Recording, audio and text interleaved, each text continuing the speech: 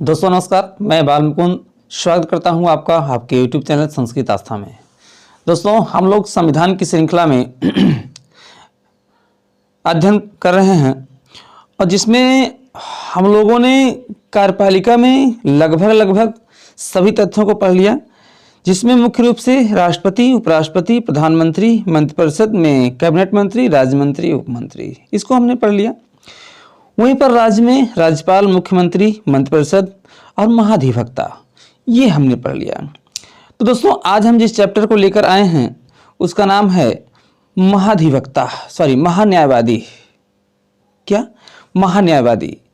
महान्यायवादी को ही attorney general of India कहा जाता है। दोस्तों आइए समझते हैं ये कैसा पद है, क्यों बनाया गया, किस लिए बनाया गया और इसका क्या कार्य है। तो महान्यायवादी, यहाँ पर एक बात आपको समझनी होगी, यहाँ पर सरकार चाहे केंद्र स्तर पे हो चाहे राज्य स्तर पर हो, केंद्र स्तर पर मतलब प्रधानमंत्री, राष्ट्रपति, और राज्य स्तर पर मतलब मुख्यमंत्री, राज्यपाल। तो देखिए यहाँ पर जो भी मुख्यमंत्री बनते हैं या राज्यपाल बनते हैं तो कोई ज़रूरी नहीं है कि वो विधि के जानकार हों, कानून के जानकार हों।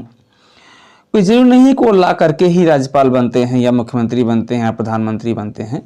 तो यहाँ पर एक सवाल ये उठता है कि उनको कानूनी तौर पर सहायता कौन करेगा, कानूनी जानकारी उनको कौन देगा।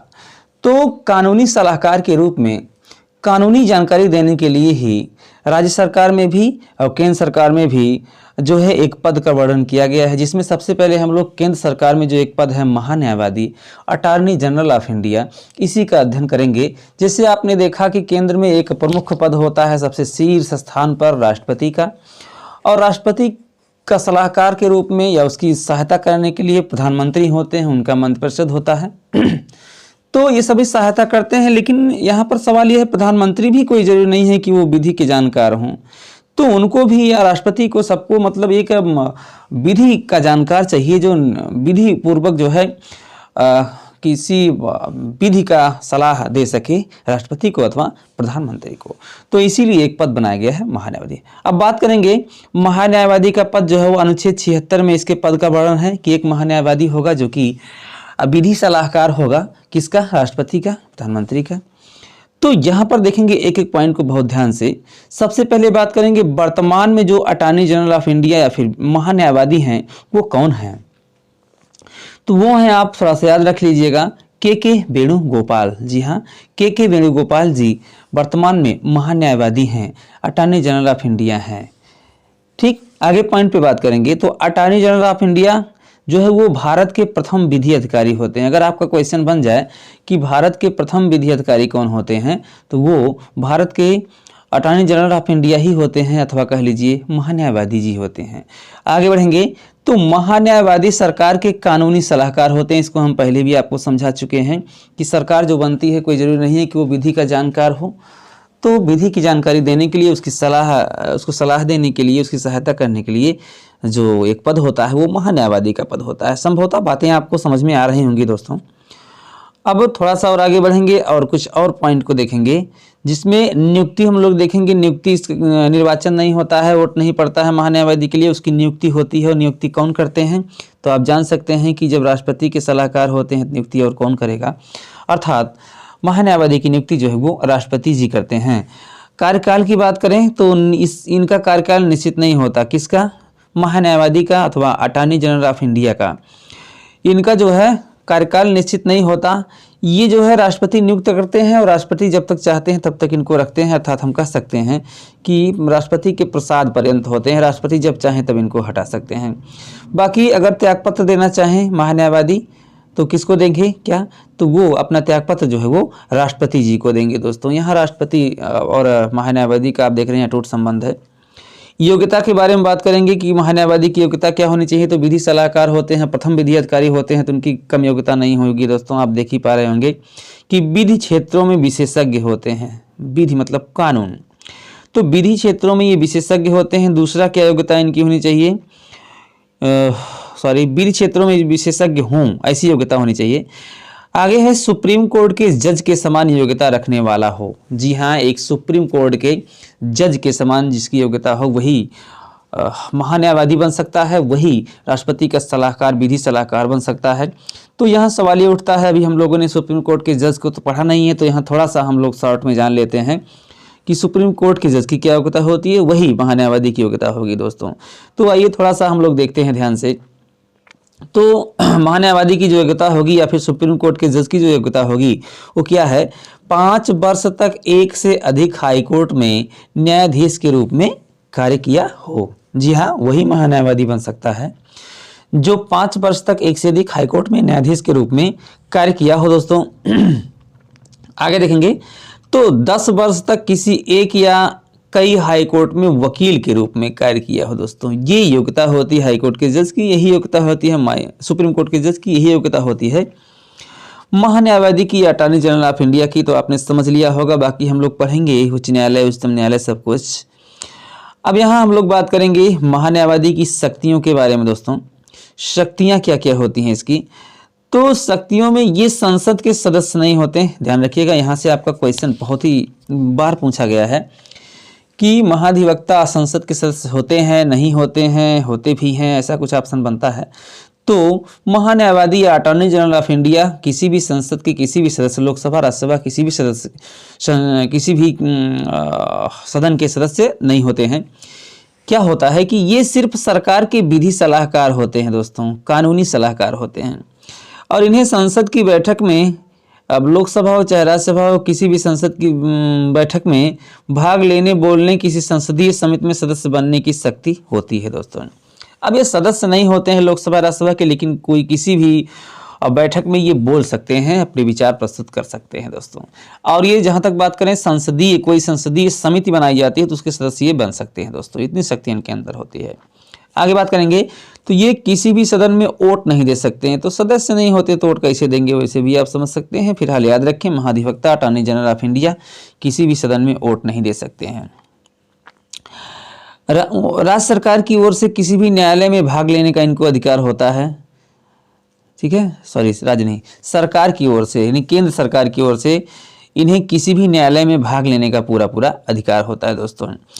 अब है क्या क्या है सॉलिसिटर जनरल, यहाँ एक पद और आता है छोटा सा, अटॉर्नी जनरल ऑफ इंडिया के बाद सॉलिसिटर जनरल का पद आता है दोस्तों। देखेंगे ये क्या होता है, ये महान्यायवादी के सहयोगी के रूप में होते हैं, बात समझिएगा। ये अटॉर्नी जनरल ऑफ इंडिया है दोस्तों, यानी महान्यायवादी हैं। ये राष्ट्रपति के विधि सलाहकार होते हैं, आप जान चुके हैं। अब महान्यायवादी की सहायता करने के लिए एक पद छोटा सा बनाया गया है, वो क्या है, वो सॉलिसिटर जनरल है दोस्तों। सॉलिसिटर जनरल क्या होते हैं, ये इस महान्यायवादी की सहायता करते हैं दोस्तों, सहायक के रूप में होते हैं। और अगर बात करें कि वर्तमान में सॉलिसिटर जनरल हैं कौन, तो वो हैं तुषार मेहता जी। जी हाँ, याद रखिएगा, तुषार मेहता जी। तो महान्यायवादी के वेणुगोपाल जी हैं और सॉलिसिटर जनरल तुषार मेहता जी हैं, याद रखिएगा। तो ये छोटा सा आपका पार्ट था जो कि बहुत इंपॉर्टेंट था। इसमें 2-3 बातों को आपको ध्यान रखना है कि महान्यायवादी सरकार के कानूनी सलाहकार होते हैं और ये प्रथम विधि अधिकारी होते हैं, और इनकी नियुक्ति राष्ट्रपति करता है, त्यागपत्र राष्ट्रपति को देते हैं। योग्यता में ये सुप्रीम कोर्ट के जज के समान रखते हैं, और शक्तियों में ये सदन के सदस्य तो नहीं होते हैं, लेकिन किसी संसदीय समिति के सदस्य बन सकते हैं, और किसी सदन में वोट नहीं दे सकते हैं दोस्तों। ये सभी याद रखिएगा। और इनकी सहायता करने के लिए एक पद है सॉलिसिटर जनरल, ये महान्यायवादी के सहयोगी के रूप में होते हैं। और वर्तमान में सॉलिसिटर जनरल कौन हैं, तो वो हैं तुषार मेहता जी। जी हाँ, एक बार फिर देख लीजिए, वर्तमान में महान्यायवादी जो हैं वो कौन है, के वेणुगोपाल हैं, और सॉलिसिटर जनरल कौन है, तो वो तुषार मेहता जी हैं। चलिए, अब जैसे आपने देखा, ध्यान से समझिएगा, केंद्र सरकार यानी राष्ट्रपति का विधि सलाहकार के रूप में महान्यायवादी या अटॉर्नी जनरल ऑफ इंडिया होता है, वैसे राज्यों में राज्य सरकार यानी राज्यपाल का कानूनी सलाहकार भी एक होता है, जिसके पद का वर्णन मिलता है, और उसे कहते हैं महाधिवक्ता या फिर एडवोकेट जनरल। ये होता है राज्यपाल का विधि सलाहकार दोस्तों। तो केंद्र को हमने पढ़ लिया कि केंद्र में जो शीर्ष स्थान पर राष्ट्रपति है, उनका विधि कानूनी सलाहकार कौन होता है, महाधिवक्ता होता है। महाधिवक्ता का सहयोगी कौन होता है, सॉलिसिटर जनरल होता है। और अब राज्य सरकार में देखेंगे राज्यपाल का कौन सा विधि सलाहकार होता है। तो देखिएगा, अनुच्छेद 100, वहाँ 76 में है 165 में, अनुच्छेद 165 में महाधिवक्ता का वर्णन है, यानी एडवोकेट जनरल का वर्णन है। यह राज्य का सबसे बड़ा विधि अधिकारी होता है। अब आपसे क्वेश्चन अगर पूछ ले कि केंद्र का सबसे बड़ा विधि अधिकारी कौन होता है, तो महाधिवक्ता सबसे बड़ा विधि अधिकारी कौन होता है, तो आपने देखा अटॉर्नी जनरल ऑफ इंडिया महान्यायवादी होते हैं। और राज्य स्तर पर सबसे बड़ा विधि अधिकारी कौन होता है, तो वो महाधिवक्ता या फिर एडवोकेट जनरल होते हैं। दोस्तों याद रखिएगा दोनों क्वेश्चन। राज्यपाल को कानूनी सहायता देने के लिए महाधिवक्ता की नियुक्ति होती है। थोड़ा सा समझेंगे। केंद्र स्तर पर सबसे शीर्ष स्थान पर राष्ट्रपति होता है, उसका विधि सलाहकार कौन होता है, महान्यायवादी होता है। वहीं पर राज्य स्तर पर सबसे शीर्ष स्थान पर राज्यपाल होता है और उसका विधि सलाहकार कौन होता है, तो महाधिवक्ता होता है, एडवोकेट ऑफ जनरल होता है। चलिए अब योग्यता के बारे में बात करेंगे। योग्यता, तो योग्यता वहां पर उच्चतम न्यायालय के न्यायाधीश के समान होना चाहिए था महान्यायवादी का, और यहाँ महाधिवक्ता का उच्च न्यायालय के न्यायाधीश के समान होनी चाहिए। ये आपसे यहाँ से क्वेश्चन पूछता है। तो महान्यायवादी की योग्यता जो है उच्चतम न्यायालय के न्यायाधीश के समान होती है, और महाधिवक्ता की योग्यता जो है वो उच्च न्यायालय के न्यायाधीश के समान होती है।